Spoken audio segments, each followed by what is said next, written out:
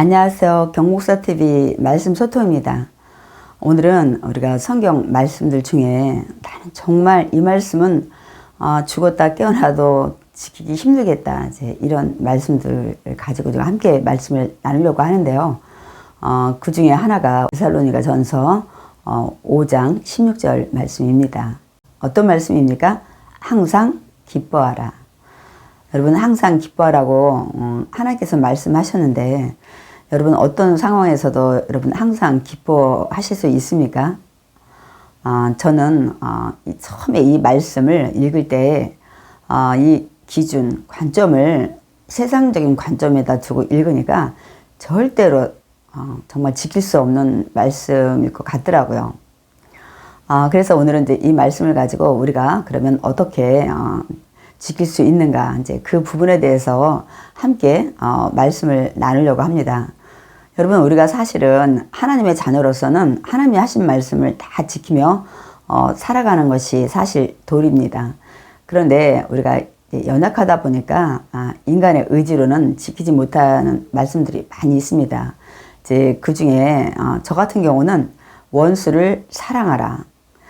처음엔 이 말씀 정말 지키지 못할 것 같더라고요. 오늘 본문의 말씀도 그렇지만은 그런데 하나님께서 깨달음을 주신 뒤에는 이제 지킬 수 있겠다는 생각이 들더라고요. 저에게 이제 아직 뭐 원수가 있는 것이 아니어서 제가 이렇게 뭐 실천을 하진 않았지만 이 원수를 사랑하라는 이 말씀을 이제 할 수 있겠다는 이제 이런 생각이 든 계기가 있었습니다.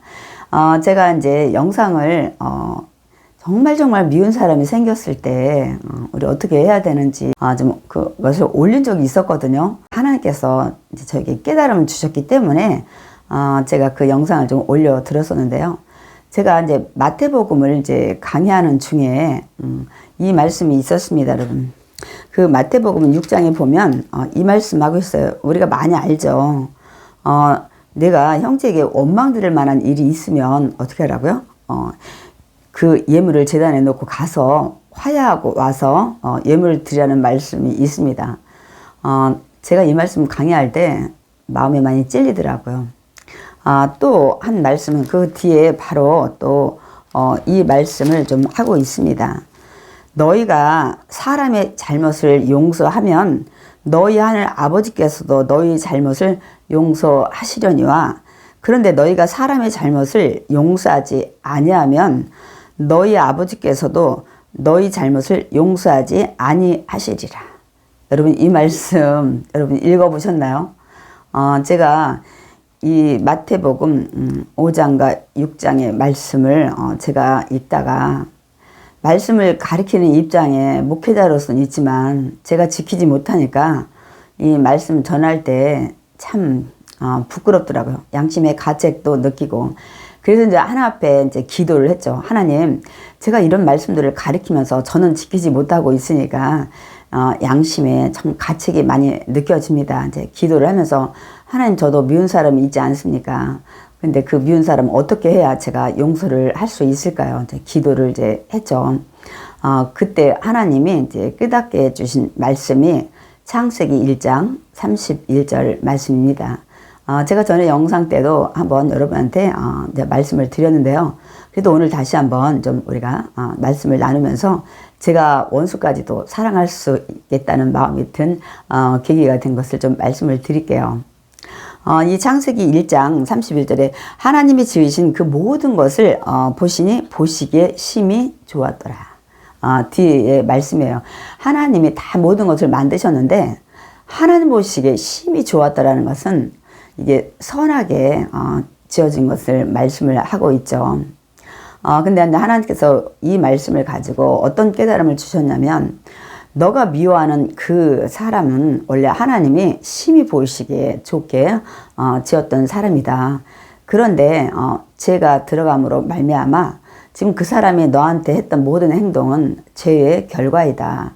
아직 그분에 대해서 그 부분에 깨닫지 못하고 또 내려놓지 못했기 때문에 변화가 없어서 지금 그런 행동을 하는 거다. 이런 마음을 주시더라고요. 그러다 보니까 미운 게 아니라 아직도 그 부분에 대해서 그분이 변화가 안 됐구나 이렇게 생각을 하니까 이제 그 미운 마음이 불쌍한 마음으로 이제 바뀐 거예요. 그러니까 이제 그 부분에 대해서 우리가 기도를 해줘야 되겠다는 이제 생각이 이제 들게 되는 거죠. 그러므로 이제 우리가 그 미운 사람들, 그 미운 행동하는 것들을 죄의 결과로 그 사람이 아직도 가지고 있고 내려놓지 못하고 변화되지 않은 모습이라고 생각을 하면 여러분 얼마든지 그 미운 사람을 우리가 용서할 수 있습니다. 미움이 긍휼한 마음으로 이제 바뀌게 되는 거예요. 이제 그런 이제 경험을 이제 하고 나서 하나님께서 원수도 사랑하라는 이 말씀도 이 경우를 생각하면 얼마든지 용서할 수 있겠다. 이제 그런 생각이 들더라고요. 이 뭐 원수라는 거예요. 이 미움보다 더 큰 죄를 나한테 이제 진 거죠. 그래서 정말 내가 생각할 때, 야, 원수 같다. 이렇게 이제 생각을 이제 하게 되는 사람을 이제 얘기하는 거죠. 근데 뭐 아직까지 제가 뭐 원수가 있는 것이 아니다 보니까 실천을 이제 하진 않았지만, 원수까지도 사랑할 수 있겠구나. 그런 생각이 이제 들더라고요. 그래서 저는 말씀이 굉장히 위대하다는 것을 자주 느낍니다, 여러분. 제가 2년 전에 또 그런 경험을 했습니다. 제가 영상을 통해서 잠깐 좀 말씀을 드렸던 걸로 기억을 하는데요. 제가 이제 바이러스 걸려서 이제 위중증으로 병원을 3군데나 옮겨 다니면서 이제 치료를 받고 한 달 만에 퇴원을 했는데 집에 오니까 제가 걸어 다닐 수가 없더라고요. 그래서 한 달을 또 누워 있었고 또 10년 전에 고침받았던 디스크가 이제 놓이다 보니까 근육 빠져서 다 재발했고요. 그래서 또 치료를 받아야 되는데 한 달을 또 누워서 지내야 된다는 얘기와 교회 상황은 3개월째 제 교회 문이 닫혀 있었죠. 그러다 보니까 제 마음에 그야말로 사방에 우겨쌈을 당한 그런 느낌이었었어요. 그러니까 뭐랄까 삶에 그 소망이 없는 거예요. 그때 제가 이제 어떤 생각을 했냐면 이 상황을 내가 돌파를 해야 되는데 기도도 안 나오더라고요. 몸이 너무 이제 허약한 상태로 이제 있었기 때문에 근데 어느 날 이런 생각이 이제 들었어요. 아니 지금 내가 가진 이런 생각들이 과연 하나님이 주시는 걸까? 이건 분명 사탄 마귀가 주는 걸 거야. 정말 목회자로서 너무 부끄러운 이제 그런 생각들을 가지고 있었기 때문입니다, 여러분. 그래서 제가 이제 그런 생각이 이제 들면서 아니다. 그럼 난 지금 기도도 안 나오고 말씀도 읽기가 힘들고 그래도 기도는 나오지 않더라도 말씀을 해도 읽어야 되겠다 해서 제가 3개월 만에 정말 힘들지만 책상에 이제 앉았습니다. 그래서 이제 창세기부터 막 읽기 시작했어요. 굉장히 그 몸이 안 좋은 상태였기 때문에 이 말씀이 무슨 말씀인지 생각도 안 나더라고요. 그런데 제가 이제 말씀을 읽으면서 성도님들한테 옛날에는 큐티를 해서 보냈었어요. 근데 짧게 말씀들도 이제 카톡 단톡방에 이제 보내기 시작을 했습니다. 그런데 한 열흘 후에 이 모든 것이 다 사라졌습니다, 여러분. 정말 살고 싶지 않은 그런 마음까지 가더라고요. 정말 부끄럽지만 그런 상황이 되니까 몸도 마음도 모든 환경도 그렇게 이제 힘든 상황이 되니까 제가 그런 나라까지 가더라고요. 그런데 말씀을 읽기 시작하면서 열흘 후에 정말 모든 것들이 깨끗이 다 이렇게 사라지더라고요. 제가 그때 알았습니다. 그렇구나. 우리가 뭐 아프면 기도해야 되고 뭐 이렇게만 생각을 했는데 어떤 상황에서는 내가 하나님 말씀 안에 기준 서야 되겠다. 이런 마음만 먹는다면은 여러분 말씀으로 치료가 된다는 사실을 제가 정말 체험을 했습니다. 그러니까 오늘도 이 미운 사람 어떻게 해야 되나 제가 막 기도하다 보니까 하나님께서 말씀을 주시더라고요. 그러니까 뭐 그래서 원수까지도 사랑할 수 있는 이제 그렇게 하나님께서 하시더라고요. 제가 이제 또 지키기 힘든 말씀은 오늘 우리가 나눌 말씀입니다. 항상 기뻐하라. 이 말씀을 읽을 때 저도 이 말씀을 어떻게 내가 지킬 수 있을까? 그러니까 이 기준, 이 관점을 세상적인 기준에 두고 생각을 하니까 절대로 지킬 수가 없을 것 같더라고요. 여러분은 어떻게 생각을 하십니까?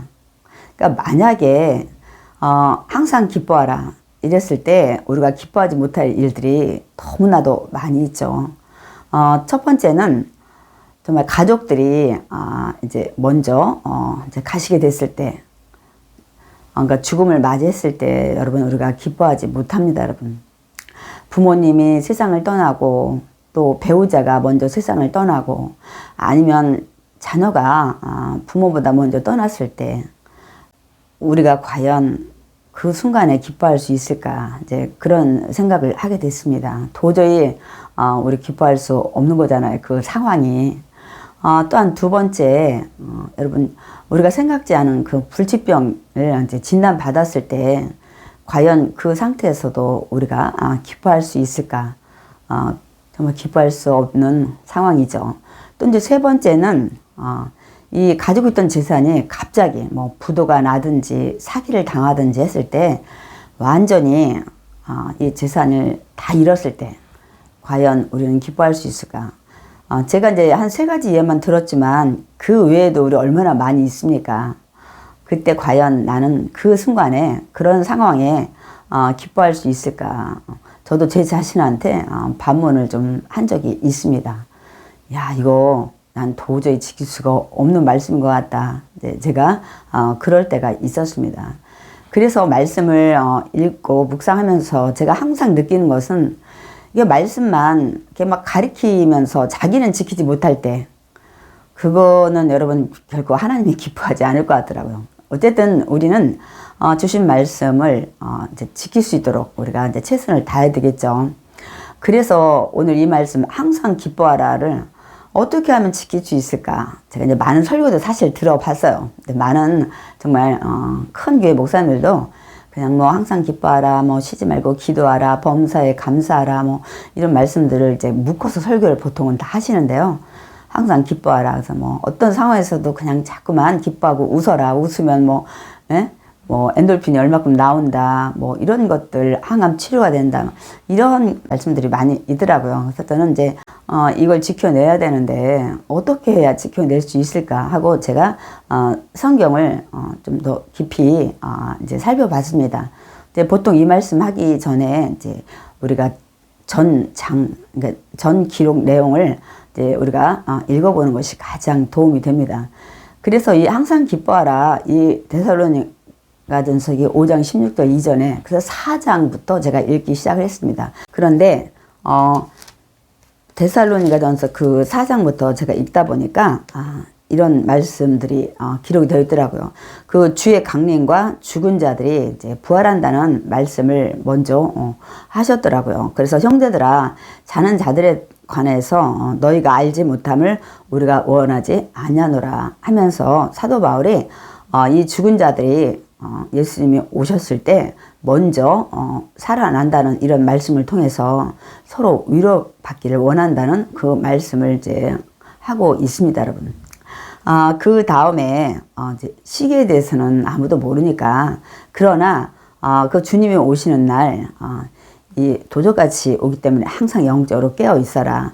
영적으로 깨어 있을 뿐만이 아니라 서로 이렇게 화목하고 사랑하라. 이제 이런 말씀을 계속 하고 있습니다. 그러니까 우리가 영적으로 깨어 있는 거는 그 성령 충만의 삶 속에 서로 주님 오실 때까지 서로 사랑하라는 그 말씀을 하고 있습니다, 여러분. 그래서 네가 믿음과 사랑의 그 호심경을 붙이고 구원의 소망에 이 투구를 쓰고 있으라고 말씀을 하십니다, 여러분. 그러면서 예수님이 이 땅에 왜 오셨는지, 예수 그리스도를 통해서 너를 구원하고 내가 너와 함께하기 위해서 십자가에서 죽었노라, 이 말씀을 전하더라고요. 그러니까 우리가 이 항상 기뻐하라 이 말씀을 왜 하게 됐는지 이유, 그 동기를 이제 알아보기 위해서 전 말씀을 이제 우리가 읽어야 됩니다, 여러분. 그러면서 형제들아, 내가 권면한다. 게으른 자는 권계하고 권면하고 훈계 좀 하고, 마음이 약한 자들을 격려하고 힘이 없는 자들을 이제 붙들어주고 모든 사람에게 오래 참고 사랑하라는 거야. 절대 그러고 네가 악을 당했을 때는 절대 악으로 갚지 말고 그 악을 선으로 갚아라. 우리 로마서에도 그 말씀이 있죠. 이제 그러면서 모든 사람에게 너는 항상 선으로 대하라고 말씀하시면서, 그리고 오늘 말씀하세요. 그러니까 항상 또 기뻐하라. 그러니까 모든 사람에게 선으로 네가 대하고 그리고 항상 기뻐하는 삶을 살라고 말씀하십니다. 뭐 뒤이어서는 쉬지 말고 기도하고 범사에 감사하고 그것이 예수 그리스도 안에 있는 너희에게 정말 하나님이 원하시는 뜻이다. 이렇게 말씀을 하시더라고요. 아하, 왜 항상 기뻐하라고 말씀하셨는지 이 데살로니가전서 4장, 5장 앞부분에 걸쳐서 원인을 이제 알 것 같더라고요, 여러분. 어떤 말씀이에요? 우리 모두가 자든지 깨든지 다 주님 오시는 날 우리가 주님을 맞이한다는 것을 말씀하고 있습니다. 그렇기 때문에 너희들은 항상 기뻐하라는 거예요. 어떻게 빌립보서 4장 4절처럼 주 안에서 기뻐하라. 그러니까 우리가 이 항상 기뻐하라는 것은 우리가 구원받고 천국의 영생의 삶이 우리에게 주어졌기 때문에 너가 살면서 너무 힘들고 어려운 일 많이 있겠지만 그래도 그 모든 것을 참고 많은 사람들과 함께 화목하고 늘 천국에 대한 소망을 가지고 기뻐하라는 말씀입니다. 그렇기 때문에 이 항상 기뻐하라는 이 말씀을 세상적인 기준으로 두면 절대로 지킬 수 없는 거예요. 왜냐하면 제가 예를 들었듯이 그렇게 죽음도 있고 또한 이런 물질의 또는 질병의 문제도 있기 때문에 그런 상황에서 우리가 직접적으로 기뻐할 수는 없습니다. 그러나 우리가 살면서 그런 고난이 있을지라도 우리가 멀리 바라보는 거예요. 인생에 살면서 이렇게 힘들고 어려운 부분도 있지만 그래도 우리 인생이 나그네 같은 이 땅의 삶이 끝나면 저 천국에 대한 정말 아픔도 그곳에는 이 땅에서 느꼈던 슬픔도 애통하는 것도 곡하는 것도 죽음도 없는 곳이 우리에게 준비됐다는 것들 또 그 하나님과 함께 거기서 거한다는 이런 마음을 가지고 서로 위로하고 화목하고 용서하면서 항상 천국에 대한 소망을 가지고 내가 있다면 기뻐할 수 있다는 그 말씀을 하시더라고요. 그러니까 우리가 천국에 대한 그 믿음, 하나님에 대한 은혜가 없는 상황에서는 항상 기뻐할 수가 없어요. 세상적인 관점에서 보니까 지금 일어난 현상들을 바라보는데 어떻게 우리가 기뻐할 수가 있겠습니까? 그러니까 우리가 사실은 이제 그런 문제가 있을 때 우리가 마음이 힘들죠. 슬프고 아프고 그렇지만 너희들한테는 그 일이 영원하지 않고 이제 끝나는 날이 있다는 거예요. 근데 그 끝나는 날은 이 땅에서 우리가 이렇게 힘들고 어렵고 이런 이 고통, 아픔 이것이 다 끝나고 그것이 없는 천국이기 때문에 그 소망을 가지고 항상 힘들지만 기뻐하라고 말씀을 하시는 겁니다. 그렇기 때문에 오늘 이 말씀을 우리가 정말 지킬 수 있는 것은 주님 안에 있어야 돼요. 주님의 은혜 안에 있을 때 오늘 데살로니가전서 5장 우리 16절 말씀을 우리가 지킬 수가 있는 겁니다, 여러분. 그래서 제가 항상 말씀을 드리죠. 분명 하나님 말씀을 하셨다면 우리에게 지킬 수 있기 때문에 하신 말씀이다. 그래서 고린도전서에 말씀하잖아요. 네가 감당하지 못할 때 하나님 그 감당하지 못할 문제에서 옮기신다고 말씀을 하셨기 때문에 우리는 최선을 다해서 그 말씀을 지키고 순종하려고 우리가 노력을 하면 됩니다, 여러분. 여러분 그러므로 항상 기뻐하라. 여러분 이제 기뻐할 수 있겠죠. 우리에게는 저 천국에 대한 소망이 있기 때문입니다. 그래서 비록 이 땅에 살면서 힘들고 지치고 아픔, 애통도 많이 있지만 우리가 이런 것들이 영원히 지속되는 건 아니기 때문에 우리에게는 이 땅을 떠날 때 주님 오시는 날 우리에게는 정말 이 땅에서 받는 고통이 다 사라진다는 것을 우리가 이제 마음으로 믿고 나간다면 항상 주어진 일에 우리가 기뻐할 수 있다는 것을 우리가 이제 알게 됩니다. 그리고 뒤에도 쉬지 말고 기도하라. 범사에 감사하라. 범사에 감사하는 사람은 항상 기뻐할 수가 있어요. 또한 항상 기뻐하는 사람은 모든 범사에 감사할 수가 있습니다. 사실 이것이 두 개 같이 이 톱니바퀴처럼 돌아갑니다. 그래서 항상 기뻐하고 범사에 감사하는 생활을 이제 하기 위해서는 인간의 의지로는 안 되죠. 성령님이 항상 도와주셔야 됩니다. 그렇기 때문에 오늘 이 말씀을 지켜나가려면 정말 쉬지 말고 우리가 기도해야 되는데 성령님의 도움을 받기 위해서 우리가 항상 기도를 해야 될 줄 믿습니다. 그렇다면 우리는 얼마든지 오늘 이 말씀이 굉장히 부담스러운 말씀이었지만 여러분 말씀을 듣고 나니까 충분히 가능하시죠. 그래서 우리가 말씀을 지켜나가는 지혜를 항상 우리가 지금 얻어야 될 줄 믿습니다. 그러니까 우리 기쁨은 오늘 데살로니가전서 5장 16절처럼 주님 안에서, 빌립보서 4장 4절처럼 주 안에서 항상 기뻐하는, 그러니까 주님의 구원의 은혜 때문에 항상 기뻐하라고 말씀을 하신 겁니다. 그래서 이 말씀을 이제 관점은 세상의 관점에다 두지 말고 저 천국의 정말 기쁨, 은혜, 구원 여기에 두고 이 말씀을 우리가 이제 깨닫게 되면 얼마든지 항상 저 천국에 대한 그 은혜를 생각하면 기뻐할 수가 있습니다. 그래서 제가 이제 시편 35편 9절을 마지막으로 좀 읽어드릴게요. 내 영혼이 야훼를 즐거워하여 그의 구원을 기뻐하리라. 다 그 성경이 기뻐한다는 것은 주님의 은혜, 주님의 구원, 이 부분에 대해서 항상 말씀하고 있습니다. 그래서 주님의 은혜와 그 구원, 이런 천국에 대한 영생을 생각하면 이렇게 우리가 이제 고백을 하게 될 줄 믿습니다. 여러분, 항상 우리는 천국을 바라보며 주님의 그 구원의 은혜 생각하며 기뻐할 수 있습니다. 기도하겠습니다. 사랑과 은혜가 풍성하신 좋으신 하나님, 감사드립니다. 우리가 이 말씀을 처음 대할 때 세상의 기준으로 볼 때는 우리가 정말 기뻐하지 못할 상황이 너무나도 많을 때 이 말씀을 우리가 지켜내지 못한다고 우리는 생각을 해왔습니다. 그러나 오늘 말씀은 너희가 이 땅의 삶이 전부가 아니라 주님 오시면 이제는 죽은 자가 먼저 주님을 맞이할 것이고 그 다음에 살아있는 자가 함께 주님을 맞이할 것이라는 이 말씀을 통해서 너희들의 구원의 은혜와 저 천국에 대한 영생의 삶을 먼저 말씀을 하시고, 그렇기 때문에 이 땅에 사는 동안 정말 힘들고 어려운 상황일지라도 저 천국을 바라보면서 너희들은 항상 기뻐하라고 하신 말씀을 우리에게 주신 것입니다. 그렇기 때문에 우리는 지금 비록 힘들고 어려운 고통의 상황, 고난이 있을지라도 이 고난, 고통 속에도 주님이 우리와 함께 하시고 이 모든 것을 주님을 사랑하는 자, 그 뜻대로 부르심을 입은 자들에게는 모든 것이 합력하여 선을 이루게 하실 뿐만 아니라 이 땅의 삶이 끝나고 주님 오시는 그날에 우리는 저 천국에 이 땅에서 우리가 힘들고 어려웠던 그 고통, 애통, 정말 슬퍼하고 아프고 죽음이 없는 곳에서 영원히 사는 소망이 있기에 우리가 항상 기뻐하고 범사에 감사하며 정말 그 주님께 늘 기도하며 살아가는 믿음의 자녀가 되게 주시옵소서. 예수님의 이름으로 기도드려사옵나이다. 아멘.